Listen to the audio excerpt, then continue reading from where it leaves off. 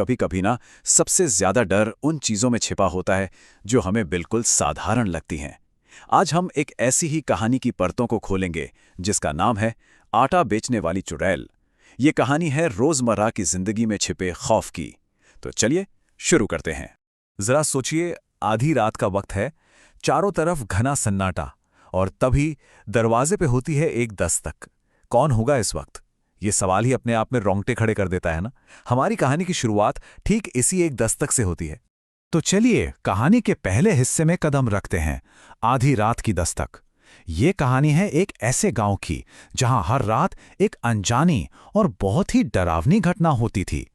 देखिए, ये कोई एक आध बार की बात नहीं थी, ये हर रात होता था। जैसे ही घड़ी में ठीक 12 बजते उस शांत से गांव में एक रहस्यमयी औरत का आना होता था, बिल्कुल तय वक्त पर। इतना पक्का कि गांव वालों के लिए ये अब एक खौफनाक रस्म बन चुकी थी। वो औरत आकर क्या करती थी? आटा बेचती थी। कितना कितना मामूली सा काम है, सही कहा ना? पर मजाल है कि गांव का एक भी इंसान उससे आटा खरीद ले। कोई हिम्मत ही नहीं करता था, सबके सब खौफ में जीते थे। पर सवाल ये है कि क्यों? आखिर आटे जैसी चीज से इतना डर क्यों? तो अब पता लगाते हैं कि इस डर की जड़ क्या थी। और ये सिर्फ कोई अंधविश्वास या वहम नहीं था, इसके पीछे एक ऐसी भयानक हकीकत थी जिसका सीधा ताल्लुक मौत से था। लोक कथा में एक दिल दहला देने वाली बात पता चलती है। कहा जाता था कि जो कोई भी उससे आटा लेकर रोटी बनाता था तो उसकी रोटी में कीड़े पड़ जाते थे। सोचकर ही कितना अजीब लगता है ना? लेकिन ये तो आने वाले खतरे का बस पहला इशारा था। तो समझिए, ये सिर्फ खराब आटा नहीं था, ये एक श्राप था। एक ऐसी अनदेखी ताकत जो उस आटे से जुड़ी थी और जिसका अंजाम सिर्फ एक था, एक भयानक और पक्की मौत। और ये श्राप ना एक तय तरीके से काम करता था। मतलब इसके 4 स्टेप्स थे। स्टेप 1, आटा खरीदो। स्टेप 2, रोटी बनाओ।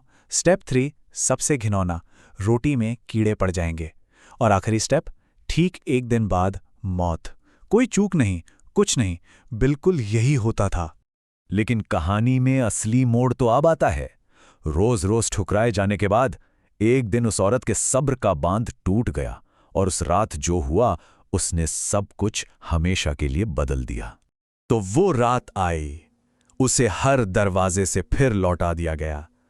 पर इस बार वो चुपचाप वापस नहीं गई। नहीं, इस बार उसने कुछ और ही सोच रखा था, कुछ ऐसा जो उस गांव की तकदीर लिखने वाला था। इस बार उसका निशाना कौन था? कोई एक इंसान या एक परिवार? नहीं, उसका निशाना था पूरा का पूरा एक गांव। और यही था उसका बदला।